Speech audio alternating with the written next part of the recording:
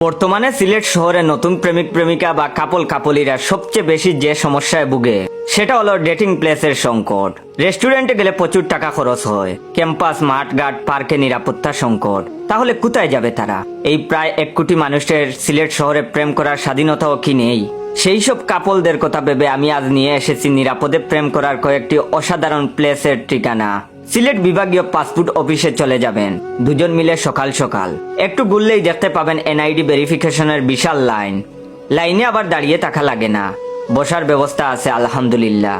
একদম লাইনের শেষে গিয়ে দুজন বসে পড়ুন আর যতক্ষণ ইচ্ছা গল্প করুন। হাত ধরে কসলি বা কাঁধে মাথাও রাখতে পারেন, কেউ কিছু মনে করবে না। সবাই ভাববে হাজবেন্ড ওয়াইফ, কারণ পাগল না হলে কোন প্রেমিক প্রেমিকা পাসপোর্ট অফিসে প্রেম করতে যাবে? লাইন শেষ হতেই 2 ঘন্টা লাগবে কমপক্ষে। আপনাদের সিরিয়াল আসার আগেই উঠে চলে আসুন বা আবার পেছনে গিয়ে বসুন। সিলেট ওসমানী মেডিকেল হসপিটালের বহির্বিভাগে গিয়ে 10 টাকার টিকিট কেটে ভালো কোনো কর্নারে বেঞ্চ দেখে বসে পড়ুন।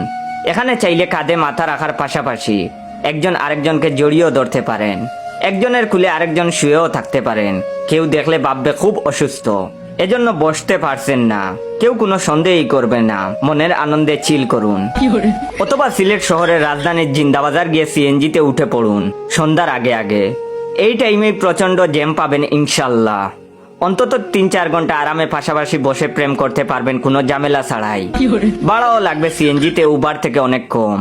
একটু আরামদায়ক ভাবে বা এসিতে প্রেম করতে চাইলে চলে যাবেন নিকটস্থ পপুলার ইবনে সিনা বা লেবেইডের মতো কোনো প্রাইভেট ডায়াগনস্টিক সেন্টারে। দেখবেন কোন ডাক্তারের কাছে রোগী সবচেয়ে বেশি, সেই ডাক্তারের সিরিয়াল নিবেন।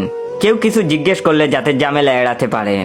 তারপর পেছনের দিকে বা কর্নারে বসে পড়ুন আর এসির বাতাস খেতে খেতে প্রেম করুন নিশ্চিন্তে। বিকালে গেলে আপনাদের সিরিয়াল আসতে আসতে কমপক্ষে রাত 8টা-9টা বাজবে। নাম ডাকার আগেই কেটে পড়ুন। আরেকটা কথা, প্রেম করার সময় শুদ্ধভাবে কথা বলার চেষ্টা করুন। সবাই ভাববে আপনারা অন্য বিভাগের। সিলেট কেন্দ্রীয় শহীদ মিনার চৌহাট্টা এলাকার যেদিকেই যাবেন দেখবেন কোনো না কোনো দল মানববন্ধন, মিছিল, মিটিং কিছু না কিছু করছেই।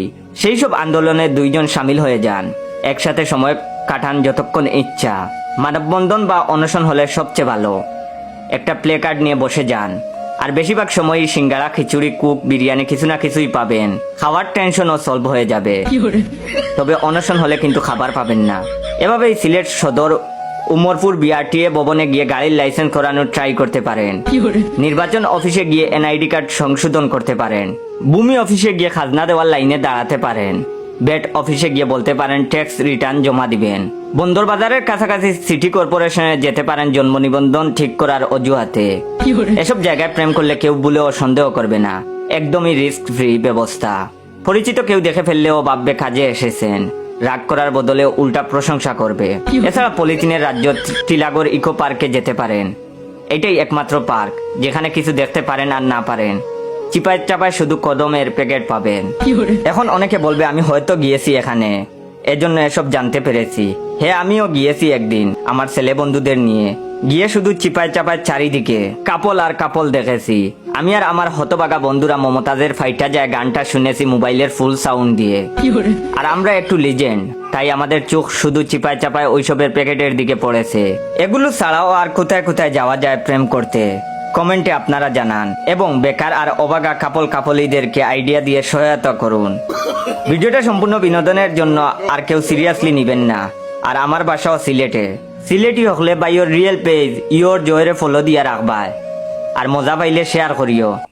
আর হে, আপনি আপনার সিলেটি প্রেমিক বন্ধুকে আমার এই ভিডিওটা শেয়ার করে দিতে পারেন। ধন্যবাদ।